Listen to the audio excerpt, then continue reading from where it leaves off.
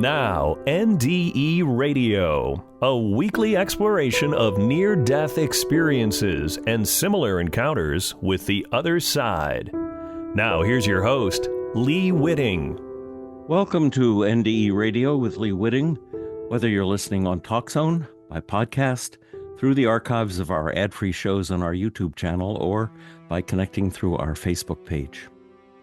A couple of weeks ago, I enjoyed hearing a talk by Neil Helm, PhD, a man I've long admired for his ability to pursue both science and spirituality as separate paths to the human understanding of truth.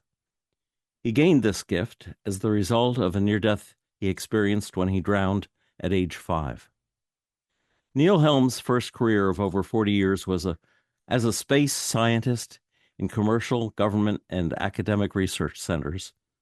From 1991 to 2008, he was the deputy director of the Space and Advanced Communications Research Institute, School of Engineering and Applied Science at George Washington University. He was elected to the International Academy of Astronautics and served as an expert witness to congressional committees. Dr. Helm was nominated for the Nobel Peace Prize in 1995 for his seminal research and development of global satellite disaster and search and rescue networks and systems that were credited with saving tens of thousands of lives. At age 70, after his retirement from George Washington University, he initiated a second career in psychology, received an MA from Atlantic University, and a PhD in transpersonal psychology from Sophia University. He is also a clinical hypnotherapist. Professor Helm retired in June 2018 as the scholar in residence at Atlantic University in Virginia Beach, Virginia, where he taught and assisted faculty and students with their research. Professor Helm has authored or co-authored 5 books and published over 30 technical articles. At age 5, as I mentioned, Neil drowned in a hot springs in central Montana and had the profound NDE that dramatically changed his life. Dr. Helm has lectured on near-death experiences at national and international conferences for over 30 years, and his lecture on Edgar Cayce's near-death experience has been acknowledged as a pivotal point in Mr. Cayce's life story. One of the first articles written by Neil Helm concerning his discovery of Edgar Cayce's probable NDE appeared in IANDS magazine Vital Signs when I was Vital Signs editor, and I thought you might enjoy a reading of that article today.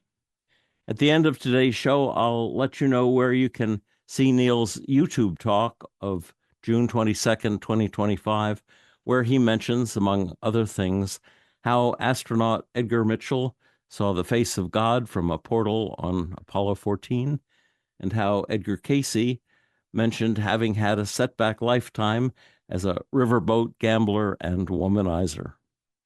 Now here's Neil Helm's article from Vital Signs. Edgar Cayce, he writes, who lived from 1877 to 1945, is often called America's greatest psychic, the sleeping prophet, and is also often credited with being the father of holistic medicine for the many successful remedies he prescribed while in a hypnotic trance. Neil writes, I conducted space science research for decades in my former career, and I began a formal study of NDEs after my wife and I moved to Virginia Beach from the Washington, D.C. area in 2009. We wanted to be more active in the Edgar Cayce Association for Research and Enlightenment, which is titled ARE, and it's Atlantic University, where I completed an MA degree in transpersonal studies in 2013. I am now on its faculty. My master's culminating project was a study of the spiritual aspects of NDEs. I chose the subject to conduct research on and better understand my own NDE, which I experienced at age 5. And then Neil goes on to tell us about his NDE. In 1944, he writes, my mother traveled with my 2 older brothers and me to central Montana to visit relatives. After a few days, a cousin took us to a hot spring swimming area in a rural setting. I was frustrated to see that my mother and brothers could swim. I had never been swimming, but thought that I could accomplish this physical feat. After a few strokes, I began to sink and inhale the hot water. As I took a last gulp of the water, I thought that drowning would be painful. At that instant, a powerful calm and serenity overcame me, and I had a profound near-death experience that I remember in lucid detail to this day. My spiritual body left my physical body and floated by a beautiful meadow across a lake into a tunnel. All of this was serene, and I had no fear of the tunnel, especially as I could see a light at its end. As I came out of the tunnel, the entire right wall was covered with a light that could only be called unique. The light manifested itself as God. There was no equivocation. This was the light of God. I have a clear vision of standing in front of the light and it flowing over me like a mist of total love and forgiveness. Then God said, "It's not your time." My spiritual body then returned to my physical body in the hot springs. My middle brother dove into the water, physically touched me, knew that no one should be under the water, and pulled me out to the surface. My cousin, a physician, resuscitated me. At age 5, I couldn't comprehend piercing the veil and going to the other side, but I knew I had met God, and within an hour after my resuscitation, God communicated with me, guiding me not to tell my experience to my parents, who would probably call it a hallucination, or to my young friends who would not understand it. I never had imaginary playmates like Edgar Cayce, but one of my first gifts from God was the ability to communicate with some species of animals, especially horses and dogs.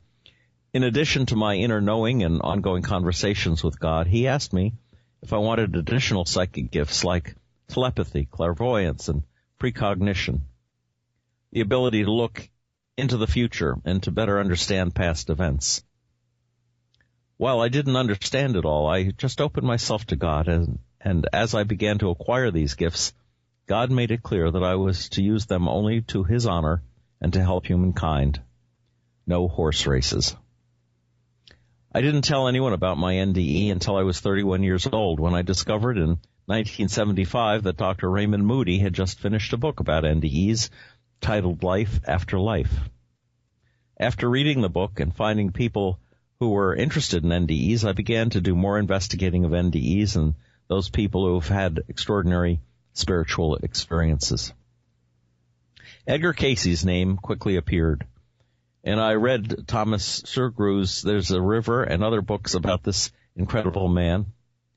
Originally from Kentucky, Cayce spent most of his adult life in Virginia Beach, Virginia. In reading about his gifts, I found many similarities to people who have had NDEs. They tell of traveling to the other side and talking with family members, spirit guides, and divinities. They also report experiencing after effects of the NDE, such as becoming more spiritual and developing paranormal abilities, even to opening the book of all knowledge known as the Akashic Record. Many and perhaps most children do not remember or fully understand their NDEs, but I started early in 2013 to try to find some real evidence of Edgar's NDE. And reading Harmon Bro's A Seer Out of Season, I found something. Harmon Bro, a graduate student, and also his wife June, were working for Edgar in 1944. Edgar, knowing that Bro was planning to write his PhD dissertation on Edgar's life, was providing Bro with some highlights from his earlier years. Bro writes of Edgar, he told of how he had drowned and been pronounced dead in his youth, and how the invisible playmates of his childhood had returned to him once as an adult. And that was written in 1989. Edgar was making certain this important event in his young life was documented for his memoirs. Bro wrote down his discussions, and it is important to follow the flow of Edgar's memory. He drowned, and his invisible playmate came to him. I hypothesized that Edgar drowned, had an NDE, and probably had his first out-of-body experience, an experience that he would continue to have more than 14,000 additional times. The invisible playmates, a visit from an angel, and the multitude of gifts that Edgar received from God, such as the ability to put himself into a trance and receive information from the book of knowledge, were, I hypothesize, the result of his spiritual development, first made possible by his NDE. Why did Cayce not speak more of this profound event in his life? First, the phrase near-death experience was not coined until Raymond Moody wrote his seminal book on NDEs in 1975. That was some 30 years after Edgar's death. Second, while Edgar believed in past lives, traveling to the other side, and meeting Jesus, these subjects were not popular with many people in Christian circles during the first half of the 20th century. My continuing NDE research on Edgar's drowning led me to the big vault at the Edgar Cayce ARE, where all of Edgar's readings, other memorabilia and artifacts are carefully stored. I found some original notes by Edgar's father, Leslie, often called the Squire. Leslie Cayce writes that his son Edgar was an outdoor boy who liked to hunt and fish. Quote, on one occasion, after some very heavy rain had filled the ponds, lakes, and lowlands to overflowing, Edgar decided to go fishing. He got his little fishing pole, hook, and line and started out perfectly alone.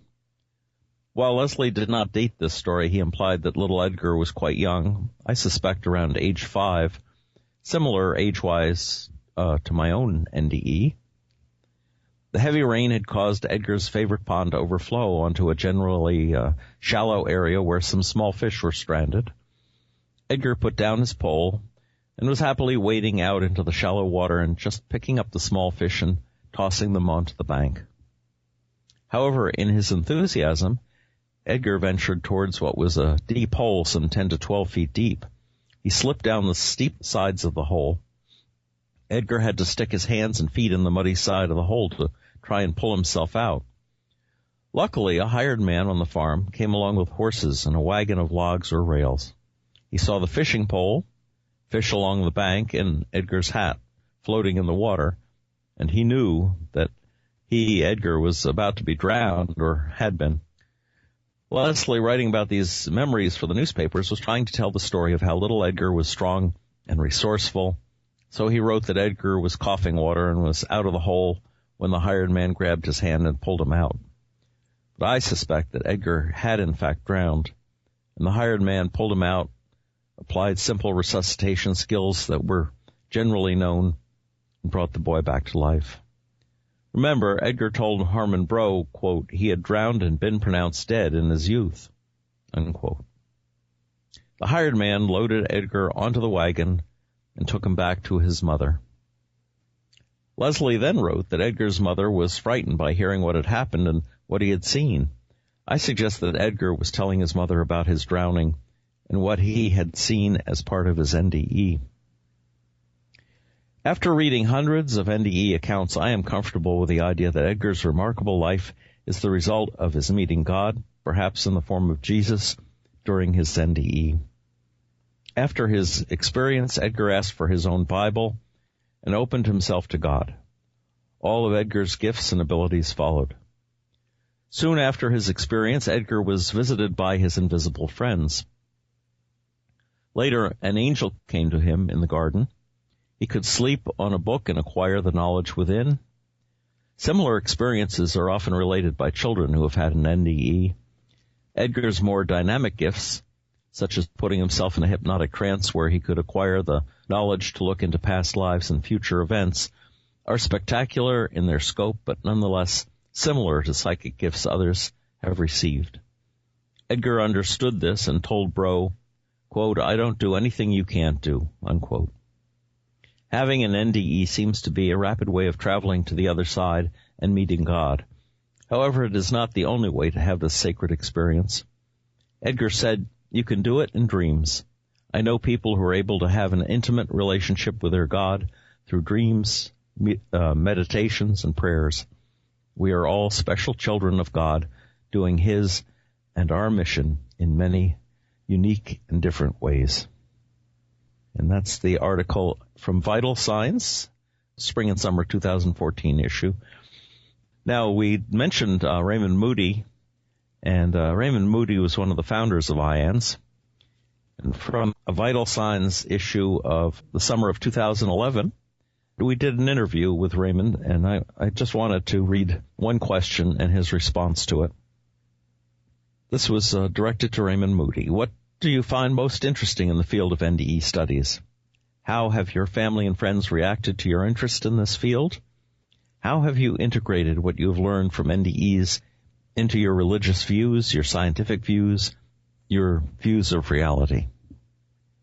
And Raymond responded, to me, the most fascinating aspect of these experiences is their potential bearing on the biggest question of human existence. Is there an afterlife? I was not exposed to religion as a child, and the first I ever thought about life after death was in reading Plato as a first-year college student.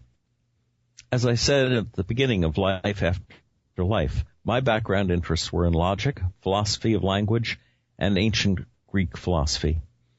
I also emphasized near the beginning that I was primarily discussing narratives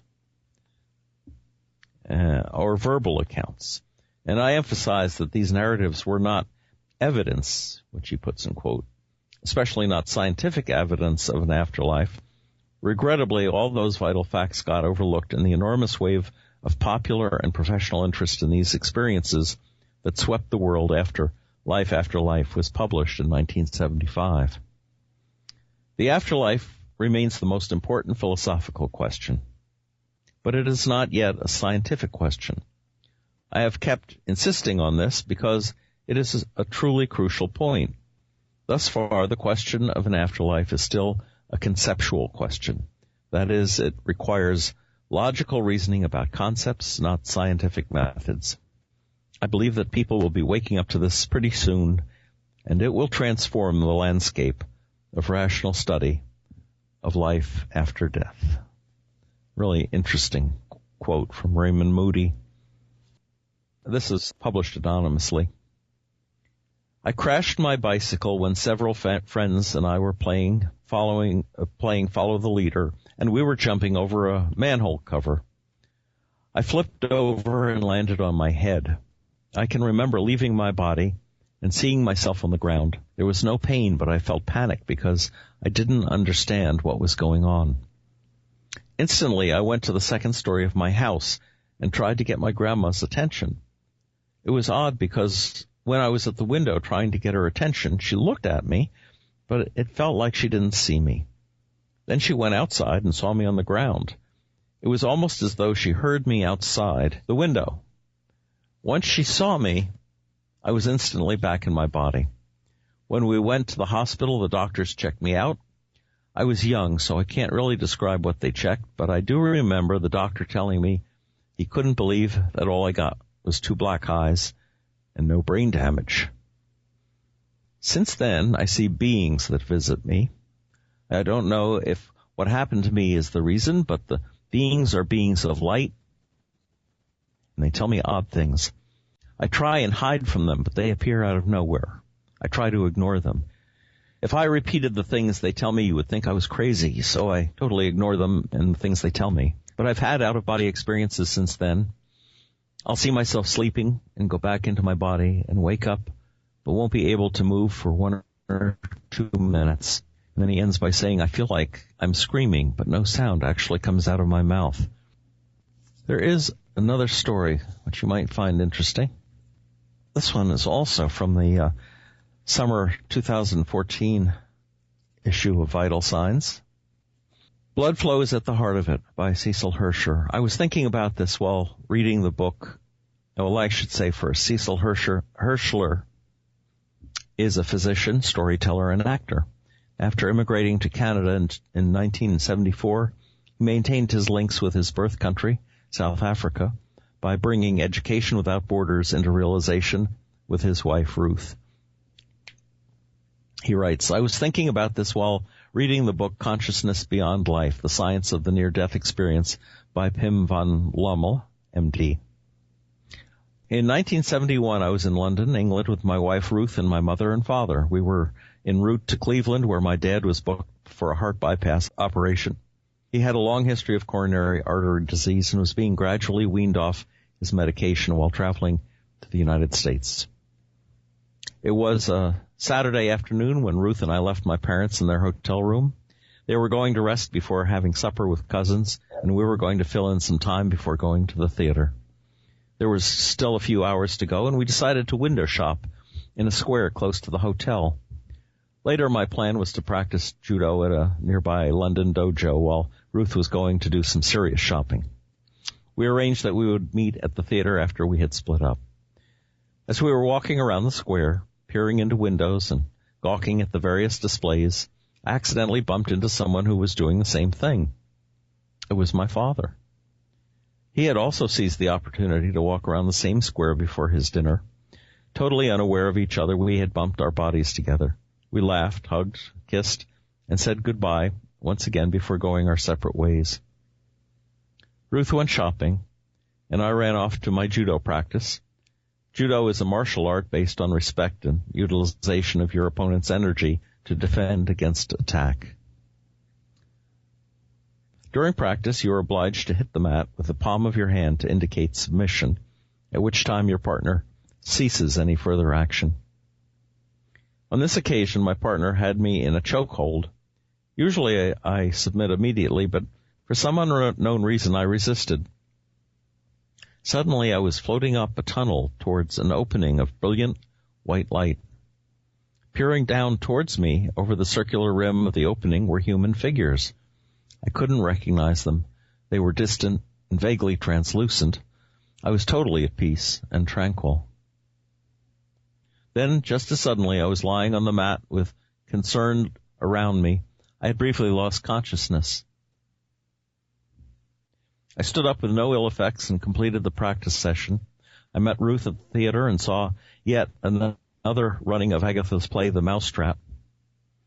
When we arrived back at our lodging at 10:30 p.m. that evening, we were given a message to go to my mother at her hotel. Dad had taken ill. When we arrived, Mom told us that Dad had just died. He had felt unwell after supper, had lain down on the sofa, fallen asleep, and not woken up. All attempts to resuscitate him had been unsuccessful. We spent the next few days grieving with Mom in the hotel room while making arrangements to fly Dad back to South Africa for his funeral and burial. Over 40 years later, in the book by Pim van Lommel, there is a photograph of a work by Bosch of a tunnel identical to the one I was floating in. He calls the piece Visions of the Afterlife. The book makes me think that my vision was a near-death experience induced by the brief cessation of blood flow to my brain. The unexpected meeting with my dad only hours before his death could be looked upon as a coincidence, allowing father and son to bid each other farewell. But yet there is another meaning behind the meeting in that London square. Two human beings, a father and son, met on the earthly plane, hugged and kissed, and went their separate ways. One went through a near-death experience, and the other a death experience. One was given the opportunity to return down the tunnel, while the other was welcomed into the afterlife. It happened on October 16th, 1971, on a gray afternoon in London, England. I mentioned Neil Helm's Sunday Talk of June 22nd, 2025 on YouTube. Look for it under Neil Helm's Talk at fellowshipoftheinnerlight.com. And thanks to you for listening. If you'd like to hear this show again or any of our more than 500 archived, ad-free NDE interviews, go to TalkZone's NDE Radio site and hit the Past Shows button, or go to our YouTube channel, NDE Radio with Lee Witting, where you can subscribe to and comment on the complete NDE Radio library. And listen next Monday, 11 a.m. Eastern at TalkZone for more NDE Radio. I'm your host, Lee Witting, saying once again, thanks for listening.